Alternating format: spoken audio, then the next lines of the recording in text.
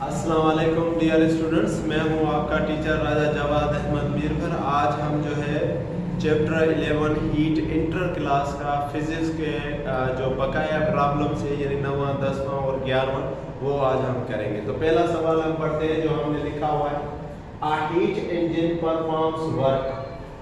Heat engine जो work करती है वो वर्क कितना कर रही है, 200 जूल। यानी हमें डेटा में गिवन है कि हीट इंजन जो परफॉर्म करती है वर्क, तो वो क्या है, 200 जूल। तो हमारे पास फार्मूला है E यानी कि efficiency output divided by input multiply by 100। तो ये जो आउटपुट है, आउटपुट का मतलब है वर्क डन, ठीक है, क्योंकि आउटपुट हम उसको कहते हैं जो वर्क हुआ हो उसको ही हम आउटपुट कहते हैं। अच्छा, तो वर्क डन हमें गिवन है। दूसरा, in each cycle and has an efficiency of 20%, यानी एफिशिएंसी जो है, कारकर्दगी जो है हीट इंजन की वो हमें गिवन है 20% for each cycle of operation. अब ये डेटा हमें गिवन है। अब हमसे पूछा क्या जाता है, दो चीजें, एक ये कि how much heat is absorb, जितनी भी आप एनर्जी दे रहे हो सिस्टम को तो वो जज़ब कितना कर रहा है, और दूसरा how much heat is expelled, यानी वो बाहर हीट कितनी निकाल रहा है। दो चीजें हमसे पूछी जा रही है, एक है एब्जॉर्ब और दूसरी है एक्सपेल। तो दोनों यानी इस प्रॉब्लम के दो हिस्से हैं, पहला ए और दूसरा बी। तो सॉल्यूशन में हम पहले जो है डेटा लिखते हैं। डेटा में हमने क्या लिखा है कि वर्क डन या output in each cycle is 200 joule, ये हमें गिवन है। इसको हम आउटपुट कह ले या हम इसको वर्क डन कह ले, दोनों ही एक चीज है। कितनी है, 200 जूल। ई हमें गिवन है 20%। हमने क्या मालूम करना है, हीट एब्जॉर्ब यानी ए पोर्शन। हीट एब्जॉर्ब को हम कहते हैं कि Q1, क्योंकि पहले हम हीट देंगे उसी के बाद ही हीट क्या होगी, इवॉल्व होगी या एक्सपेल्ड होगी। तो हीट एक्सपेल्ड को हम कहते हैं Q2। जितनी हीट एब्जॉर्ब होगी उसको हम कहते हैं Q1, और जो हीट बाहर निकलेगी उसको हम कहेंगे Q2। हमारे पास फार्मूला है, फार्मूला क्या है, E बराबर output divided by input multiply by 100। अब यहाँ देखें कि E हमें गिवन है सवाल में कि कितनी है, 20, और आउटपुट भी हमें गिवन है कितना है, 200 जूल, और इनपुट जो है वो हमारे पास है Q1, ठीक है जी। हीट एब्जॉर्ब यानी Q1 जो है वो हमें मालूम करनी है। तो ये जो Q1 जो है बेसिकली ये मैं यहाँ लिख लेता हूँ कि ये हमारे पास क्या है, ये है हमारे पास इनपुट। इनपुट का मतलब है Q1। तो Q1 पूछता है कि कितना है, तो 20 हमने E की वैल्यू लिखी, आउटपुट की वैल्यू 200 लिखी, 100 वैसा का वैसा इनपुट की जगह पर मैंने लिख दिया Q1। ये Q1 यहाँ मल्टीप्लाई कर रहा है, इसको अगर हम वहां भेजेंगे तो ये हो जाएगा, यहाँ डिवाइड कर रहा है वहां भेजेंगे तो मल्टीप्लाई में आ जाएगा, और ये 20 जो यहाँ मल्टीप्लाई में था यहाँ आ जाएगा तो डिवीजन में। ये किस तरह हुआ, ये मैं इस तरह आपको पता कर देता हूँ कि 20 वैसे का वैसा रहा, ठीक है जी। 20 हमने वैसे का वैसा रखा, Q1 यहाँ पर था डिवाइड में, यहाँ आ जाएगा तो क्या हो जाएगा, मल्टीप्लाई में, ठीक है। और 200 वैसा का वैसा, 200 वैसा का वैसा, और 100 वैसा का वैसा, ठीक है। यानी मैंने क्या किया कि ये जो Q1 नीचे था, Q1 जो नीचे था इसको मैं यहाँ लेकर आ गया, तो Q1 जब यहाँ आ गया तो ये हो गया 20, ठीक है, 20 Q1 और 200 मल्टीप्लाई बाय 100, ठीक है। तो 200 मल्टीप्लाई बाय 100। अब जो है हम इसको इस तरह करेंगे कि अगर हम इसको इस तरह लिखें ये भी ठीक है, लेकिन मैं इसको और सिंपल करके लिखता हूं ताकि आपको और आसानी से समझ आ जाए कि किस तरह से था। अगर 20 Q1 यानी कि ये वैसे का वैसा रहा, 20 Q1 वैसे का वैसा, 200 को अगर 100 से ज़रब करेंगे तो कितना आएगा, 2000, ठीक है जी। ये हमारे पास आ गया 2000, ठीक है। अब ये जो 20 यहाँ मल्टीप्लाई कर रहे हैं यहाँ आएंगे तो क्या हो जाएगा, डिवाइड। तो 2000 को अगर मैं डिवाइड करूँ 20 से, तो 2000 को अगर मैं ये 2000 नहीं, ये 2000 नहीं होंगे बल्कि ये होंगे 20,000, क्योंकि 4 जीरो है इसलिए 20,000 होंगे, यहाँ पर भी 20,000 हो गया। अगर 20,000 को मैं अगर 2000 से 20 से डिवाइड करूँ तो ये हमारे पास वैल्यू आएगी 1000, और 1000 पे यूनिट हम क्या लिखेंगे, जूल, ठीक है। तो एक दफा फिर देख ले, मैंने इसको क्या किया कि Q1 को यहाँ लेकर आ गया, 200 और 100 को मैंने मल्टीप्लाई किया, 200 और 100 को मल्टीप्लाई किया तो हो गया 20,000, 20 जो यहाँ मल्टीप्लाई था नीचे आ गया तो डिवाइड पे आ गया, पढ़ा लगाया तो कितना हुआ 1000 जूल। इसका मतलब है कि अगर मैं लिखूं कि 1000 जूल, क्या मैं लिखूं कि हीट एब्जॉर्ब, जिसको अगर मैं इस तरह लिखूं तो heat absorb during each cycle is 1000 joule. इसका मतलब है कि हर साइकिल के दौरान जो हीट एब्जॉर्ब हो रही है वो कितनी हो रही है 1000 जूल। तो ये हमने Q1 मालूम कर लिया। अब हम मालूम करेंगे इसका बी पार्ट जो है हीट एक्सपेल्ड, कि हीट जो है वो जो बाहर जा रही है वो कितनी जा रही है। तो उसके लिए फार्मूला मैंने ये लिखा है, ये हमारा फार्मूला है, ये पूरा का पूरा एक फार्मूला मैंने लिखा है, ठीक है जी। आप इस फार्मूले को देख लें, ये फार्मूला है। फार्मूले में हमने क्या लिखा है कि delta W Q1 minus Q2। Delta W वही है जो हमने यहाँ लिखा है 200 जूल। डेल्टा W हमें डेटा में गिवन है 200 जूल, ठीक है जी। और हमें क्या मालूम करना है Q2, Q1 तो हमने यहाँ मालूम किया है, Q1 हमने कहाँ मालूम किया, यहाँ जिसका है वैल्यू 1000 जूल। तो अब मैंने क्या किया, क्योंकि मुझे ये Q2 चाहिए था तो ये Q2 यहाँ चलाया, माइनस का था यहाँ आ गया तो प्लस का हो गया, ठीक हो गया। और ये जो W है डेल्टा W, ये यहाँ प्लस का था, अगर ये वहां चला जाएगा तो ये क्या हो जाएगा माइनस का हो जाएगा। अब और कुछ नहीं करना, वैल्यू पुट करनी है। Q1 जो अभी हमने मालूम किया 1000 जूल है, और डेल्टा W जो हमें डेटा में गिवन है 200 है। तो 1000 में से अगर मैंने 200 माइनस कर दिया तो हमारा जवाब आया 800 जूल। तो हमने ये लिख लिया कि heat expelled during each cycle is 800 joule. हम प्रॉब्लम 11.10 करेंगे। वो क्या कह रहा है कि a heat engine operates between two reservoirs, दो रिजर्वायर्स के बीच में हीट इंजन परफॉर्म करती है at a temperature of 25 centigrade and 300 centigrade. What is the maximum efficiency of this engine. अब यहाँ पर जिस तरह हम आम प्रॉब्लम में करते हैं कि पहले टेम्परेचर को लिखते हैं T1 और दूसरे टेम्परेचर को लिखते हैं T2, लेकिन इस तरह नहीं करना। हमें एक कानून पता है जो लॉ ऑफ हीट कहलाता है कि हीट लॉस होगी तो हीट गेन होगी, या इसका ये मतलब है कि हॉट बॉडी से कोल्ड बॉडी। तो हॉट बॉडी अगर आप यहाँ देखेंगे तो 25 सेंटीग्रेड नहीं है बल्कि कितना है 300 सेंटीग्रेड। तो 300 सेंटीग्रेड को जो है वो हम क्या करेंगे कि ये है हमारे पास T1। अब 300 सेंटीग्रेड हमारे पास है T1, ये डेटा में गिवन है, लेकिन इस टेम्परेचर को हम कन्वर्ट करेंगे केल्विन में। तो केल्विन में किस तरह कन्वर्ट करते हैं, केल्विन में सेंटीग्रेड में हम क्या ऐड करेंगे 273। तो यहाँ जो 300 था उसमें अगर 273 ऐड कर दें तो कितना हो जाएगा 573 केल्विन। इसी तरह जो टेम्परेचर 2 है हमारे पास वो क्या होगा, वो हमारे पास हो जाएगा 25 सेंटीग्रेड। ये हमारे पास T2 है। तो T2 को भी हम केल्विन में कन्वर्ट करेंगे तो 25 में अगर 273 ऐड करेंगे तो कितना आ जाएगा 298 केल्विन। उसके बाद अगर आप देखें तो हमारे पास फार्मूला है एफिशिएंसी का 1 - T2/T1 × 100। तो इस तरह अगर हम इस फार्मूले के मुताबिक इसको अगर हम रखें 1 - T2/T1 × 100, तो यहाँ 1 वैसे का वैसा माइनस 2 वैसे का वैसा। T2 हमने लिखा 298 और T1 हम लिखेंगे 573। तो अगर आप इसको डिवाइड करेंगे 298 को 573 से तो हमारा आंसर आएगा 0.52। अगर 1 में से 0.52 माइनस करेंगे तो ये किस तरह होगा 1, इसमें से अगर मैं माइनस करूं 0.52 तो एक आ जाएगा 10 में से 2 गए तो कितने 8, 9 में से 5 गए तो कितने 48, तो 0.48%। अब 0.48 को अगर मैं 100 से मल्टीप्लाई करूं तो हमारा जवाब आएगा 48%। तो इसी तरह इस सवाल में दो चीजें हमें आनी चाहिए थी। पहला फार्मूला, एफिशिएंसी का फार्मूला क्या है 1 - T2/T1 × 100, ये हमें याद होना चाहिए। दूसरा याद रखें कि टेम्परेचर को हम केल्विन में कन्वर्ट करेंगे, अगर सेंटीग्रेड में मिला होगा तो उसको हम केल्विन में कन्वर्ट करेंगे। और तीसरी बात यह है कि हम देखेंगे कि ज्यादा टेम्परेचर कौन सा है, जो ज्यादा टेम्परेचर होगा उसको हम क्या कहेंगे कि वो हमारे पास होगा T1, क्योंकि टेम्परेचर जो है वो हॉट बॉडी से कोल्ड बॉडी की तरफ जाता है। तो इसी तरह हमने 11.10 भी कर दिया। अब हमारा जो है आखिरी सवाल रहता है इसी चैप्टर का 11.11। तो अब जो है वो हम इसका लास्ट सवाल जो है चैप्टर 11 का 11.11 कर रहे हैं। वो क्या कहता है, the low temperature reservoir of a Carnot engine is at 700 centigrade.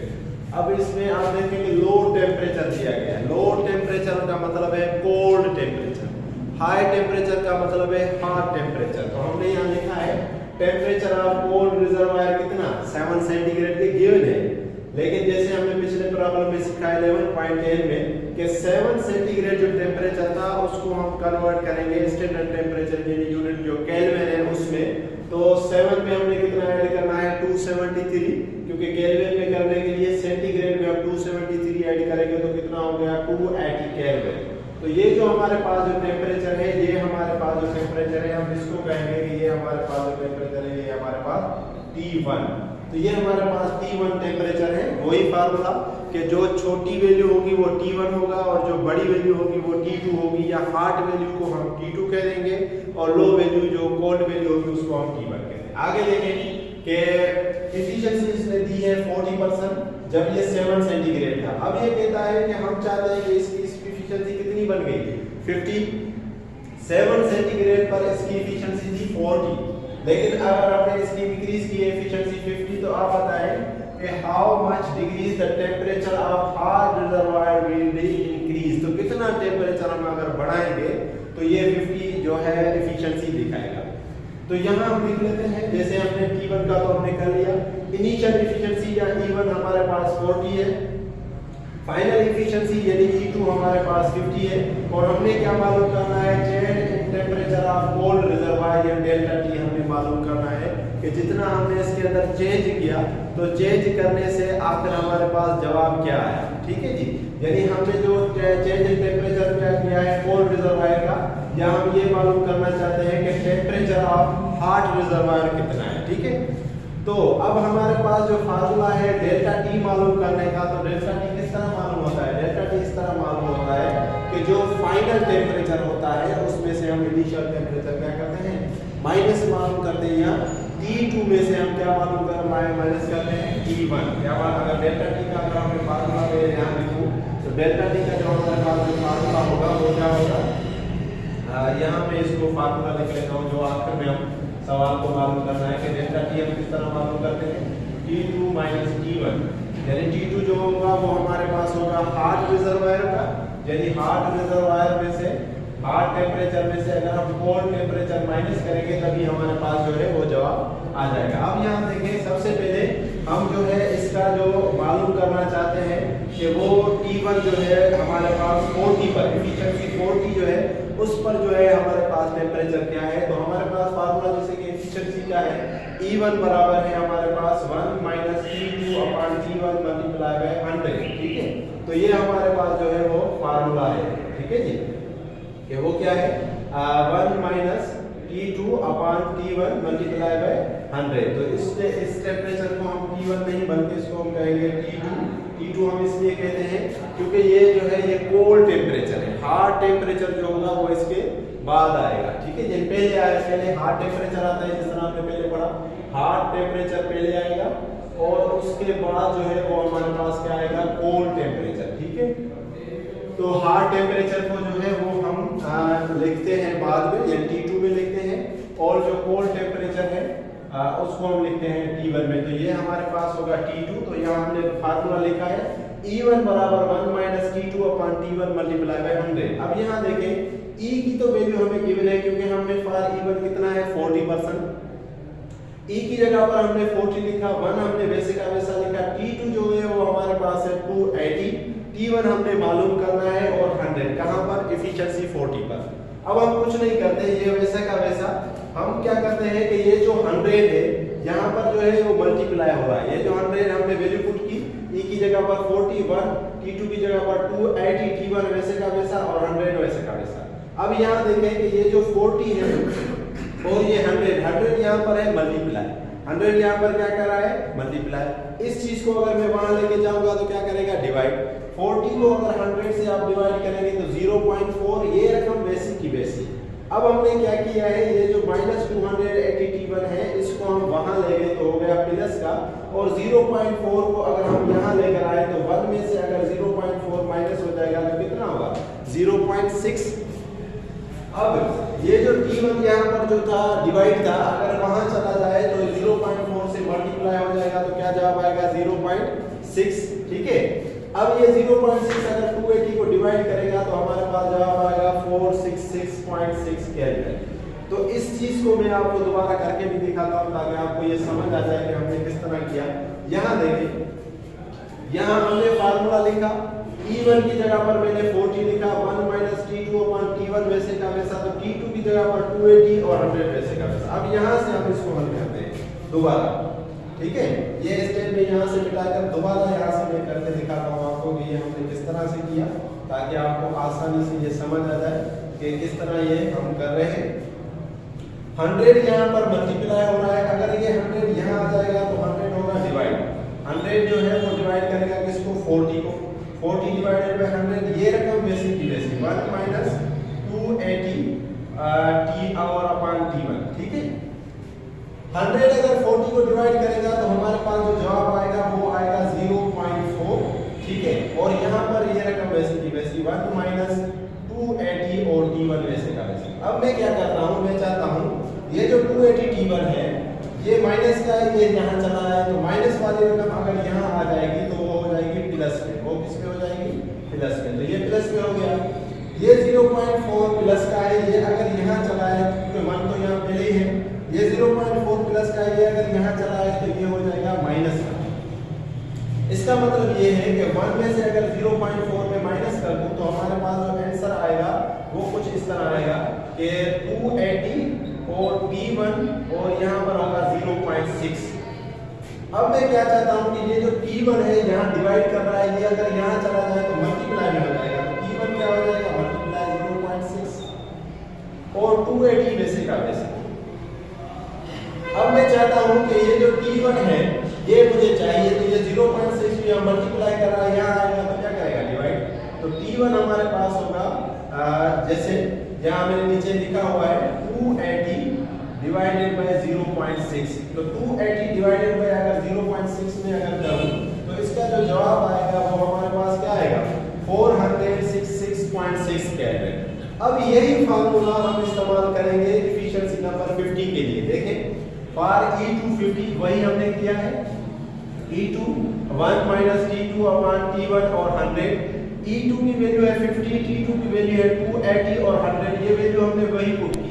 अब हमें T1 चाहिए, लेकिन यहाँ जो T1 है इसको हम थोड़ा सा C हम दे देंगे ताकि ये जो है वो हमें हार्ड रिजर्वायर की वैल्यू लगे, सेम ना लगे। थोड़ा हम इसको चेंज कर देते हैं, कंप्लीमेंट की निशानी में यहाँ दे देता हूँ C के ऊपर, ताकि हमें लगे कि भाई ये कुछ और है, क्योंकि जो वैल्यू ये आएगी इसमें से हम ये जो T1 की वैल्यू है वो माइनस करेंगे, तभी हमारा जो है चेंज इन टेम्परेचर आएगा, या हम अगर उसमें इतना टेम्परेचर करेंगे तभी वो हमें क्या बनेगा, हार्ड रिजर्वायर जो है वो बन जाएगा। अब देखें, मैंने वही किया, ये जो 100 है यहाँ मल्टीप्लाई कर रहा है, अगर ये 100 यहाँ आ जाएगा तो 50 को 100 डिवाइड, 50 को अगर 100 डिवाइड करेगा बाकी रकम वैसी की वैसी, तो हमारे पास जवाब आएगा 0.5।